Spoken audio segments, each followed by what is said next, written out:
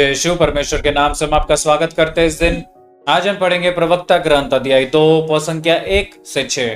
पुत्र, यदि तुम प्रभु की सेवा करना चाहते हो तो विपत्ति का सामना करने को तैयार हो जाओ।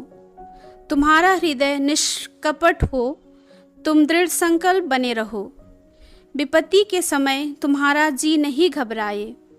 ईश्वर से लिपटे रहो, उसे मत त्यागो, जिससे अंत में तुम्हारा कल्याण हो।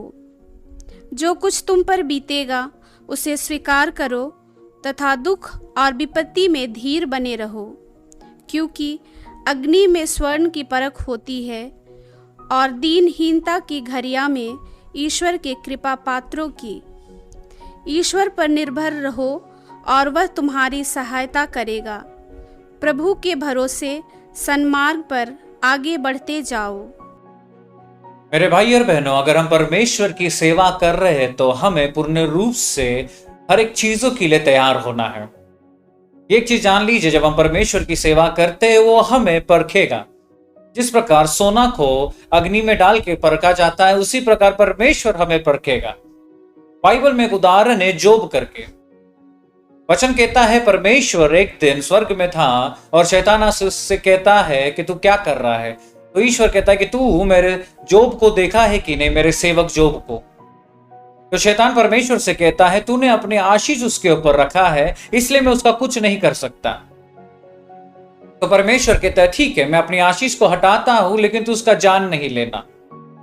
तो शैतान जोब के पास आता है, उसका हर एक चीज ले लेता है, उसका घर, उसका परिवार, उसका बिजनेस, हर एक चीज पूर्ण रूप से नष्ट कर देता है। लेकिन जोब अपना विश्वास परमेश्वर से डगमगाता नहीं है।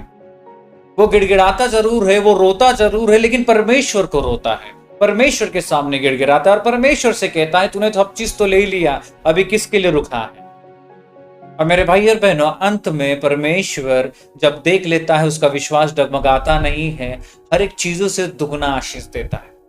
जो उससे ले लिया गया था दुगना उसे दे दिया गया था। तो मेरे भाई और बहनों, आज का वचन हम सब जन को यही सिखा रहा है कि अगर हम परमेश्वर के राज्य में कार्य करने आते हैं तो यही नहीं सोचिएगा कि आने से सब चीज आसान रहेगा। नहीं, तकलीफ आएगा, प्रलोभन आएगा, लोग हमारे निंदा करेंगे, लेकिन हमें अपना हृदय को पूर्ण रूप से परमेश्वर की ओर लगाना है। जिस प्रकार वचन कहता है लिपटे रहो उससे, उसे छोड़ना नहीं है। तो आज मेरे भाई और बहनों, अगर हम दुख, तकलीफ, परेशानी से गुजर रहे, निंदा से गुजर रहे, आज का वचन हमें यह दृढ़ता दे रहा है कि तुम सही रास्ते में हो। क्योंकि अगर हम परमेश्वर के रास्ते में हैं और हमें कठिनाई नहीं होता है तो मेरे भाई और बहनों रास्ता गलत है। क्योंकि वचन कहता है कि उसके रास्ते में कठिनाई आएगा ही आएगा। तो आज मेरे भाई और बहनों अपने ध्यान को परमेश्वर की ओर लगाकर उसको धन्यवाद देंगे इस सुबह। हे पिता परमेश्वर, इस दिन के लिए धन्यवाद देते, सुंदर वचन के लिए धन्यवाद देते। परमेश्वर, हम जानते तेरे राज्य में परमेश्वर कठिनाई, दुख, तकलीफ, परेशानी आता है, लेकिन उसके बाद परमेश्वर तू पूर्ण रूप से हमें भरता है।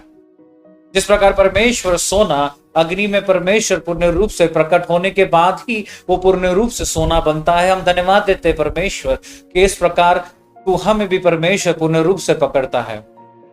आज परमेश्वर तूने हमारा साथ कभी नहीं छोड़ा है। जहां भी हम जाए परमेश्वर तू हमारे साथ रहता है। छोटे से छोटे, बड़े से बड़े परमेश्वर, हर एक चीजों में परमेश्वर तू हमारा सहायता बनता है। तो हम परमेश्वर धन्यवाद देते हर एक चीजों के लिए। हम धन्यवाद देते कि हमारी उपस्थिति परमेश्वर तेरी ओर हमेशा, तेरी उपस्थिति हमारे जीवन में हमेशा प्रकट रहती है। और हम धन्यवाद देते परमेश्वर के इस दिन तूने ये जो वचन दिया है, ये वचन परमेश्वर पूर्ण रूप से हम पकड़ कर ये जान ले कि तेरे राज्य में परमेश्वर ये सब चीज आना ही है। लेकिन अंत में परमेश्वर हर एक चीजों से तू परमेश्वर निकाल कर अपनी आशीष, करुणा, कृपा, दया से दुगने से भर कर देगा। और यही धन्यवाद देते हुए प्रार्थना तेरे नाम से हम मांगते और कबूल करते हैं। आमीन। जय यीशु।